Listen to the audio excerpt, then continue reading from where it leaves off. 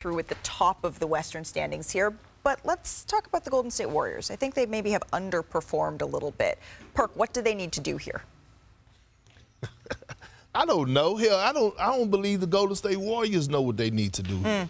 Like right now, I mean, it seems like they're in a safe place right now as we speak, and the way that they've been playing, right? Like I've been begging for more Jonathan Kuminga since, and we're starting to get more Jonathan Kuminga. So when I think about the Golden State Warriors, I know Wendy, Malika, y'all about to shoot me down and say Klay is not going to get traded, but that's actually what they need to do.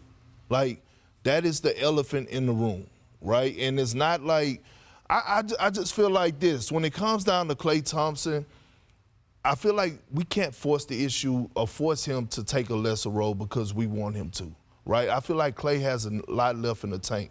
This is his last time to actually get his big payday, right, to get that max money. And as a former player, I always used to tell the young guys as an old vet, get your money, get the max dollars that you possibly can.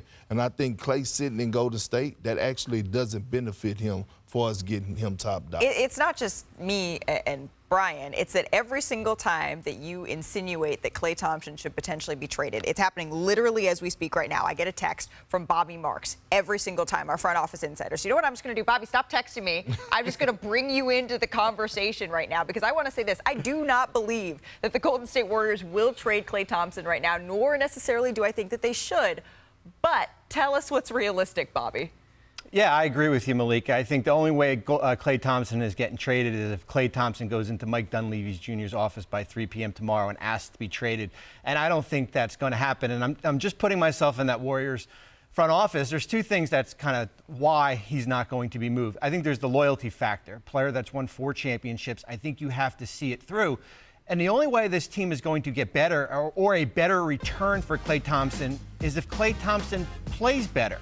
And I'm willing to bet on Klay Thompson for the last 2 months of the season here as far as how this team could potentially get into the play-in because he makes $43 million. Are you going to go out and get 3 players or 2 or 3 players here? His trade value is probably at the lowest right now.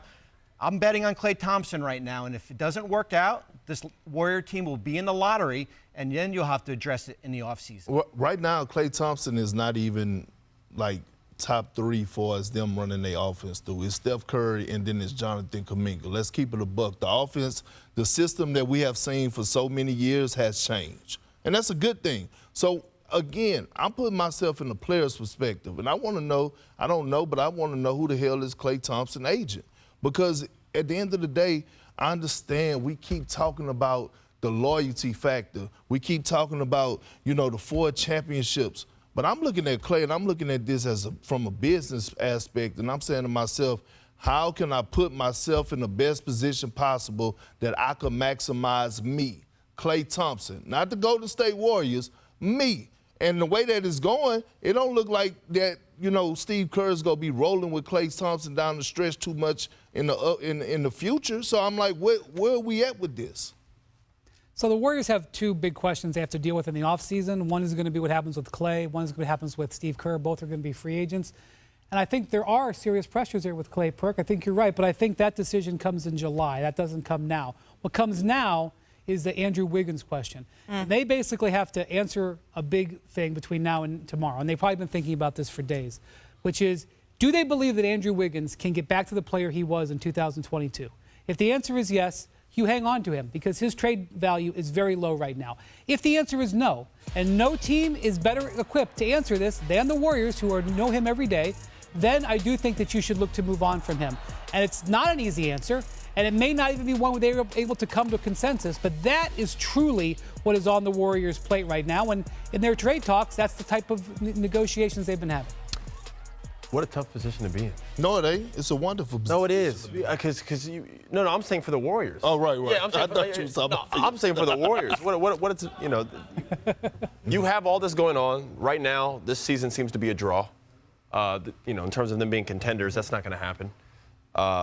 You see Klay in that interview post-game and how emotional he was. Yeah. He hasn't been finishing games, but we all know it could turn around. He could go for 30 tomorrow and they start finishing games with him real quick. We've seen it before. That's why he's had great success in the playoffs. The issue for me here is they're having this year that's going to be a draw. How many more years do we have prime Steph?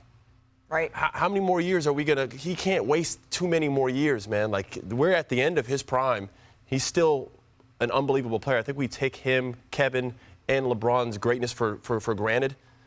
These guys just make us used to seeing these guys at their age play that well. Right. So, I mean, I think you roll with Klay. You let it go, and then you go into the summer and just see what's happening. Hopefully the guy gets better. I mean, I'm rooting for him.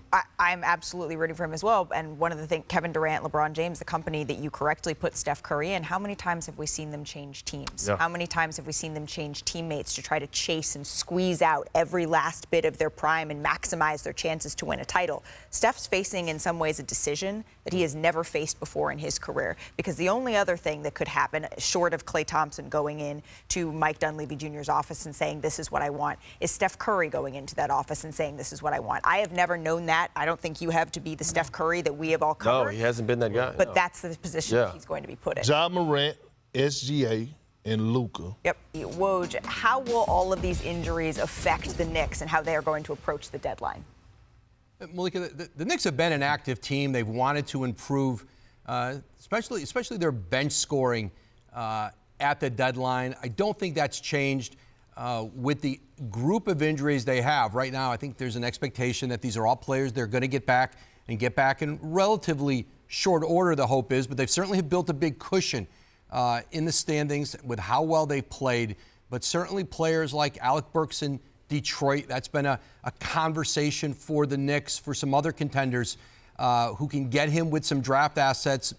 New York is fortunate. When you look at the teams they're competing with in the East, except for Philadelphia, Boston is limited in assets. Milwaukee is limited.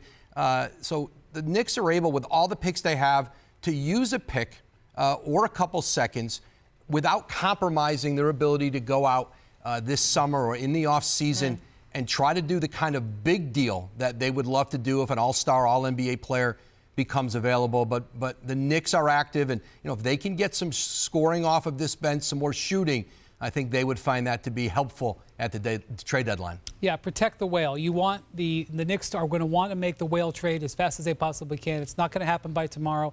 They have 8 tradable first. Okay, that's what we know. They want, after they make anything tomorrow, they want to still have those 8 tradable first. Yeah. 11 tradable second-round picks, plus a number of expiring contracts, the biggest one being Evan Fournier. When the dust settles after the deadline, I do expect the Knicks to maximize their opportunity to add, but you will see them protect those picks, and you will see them, if they require anybody, to have a flexible contract. Either they can be traded or with ending salary. The Knicks are looking at the big picture, and they are going to continue to look at the big picture. Well, I know that Jalen Brunson has now become the mayor of New York, no matter how long that he is out. But Kendrick Perkins is at least a member of the House of Representatives for New York. So what do you make of all of this? When a person show you who they are, believe them. And why don't we believe the Knicks? They have been aggressive. They got OG Anunoby, right? You see how they're building. They're trying to win now. Like, we keep talking about the offseason and protect this and go out and get a superstar. This team has been aggressive, and they're adding pieces because they believe that they actually could make a push in the Eastern Conference right now. And I believe them. So how many signs they got to continue to show us that, hey, like, we're talking about what the Lakers got to do. We're talking about what Golden State got to do. We're talking about do Philly make a push. No, they are actually doing it.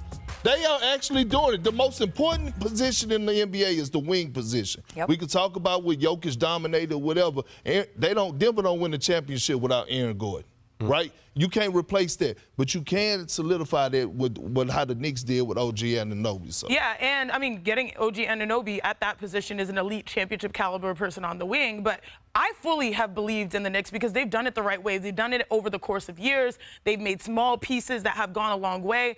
And to me, when I look at the squad, I'm just really excited about their future. And I think by adding small pieces, that means that next offseason, when they get the big piece, they're really, like, they're already contenders now, but they're going to put themselves in the favorites category for the years to come based off of what they potentially could do this offseason. And I also say that this could be a blessing in disguise. Some of their stars are nursing a little injuries, but if they're able to rest up, there's all-star break, and make a real push, now we're going to be really talking. What? They're coached by Tibbs. Say what you say. What was I going to say?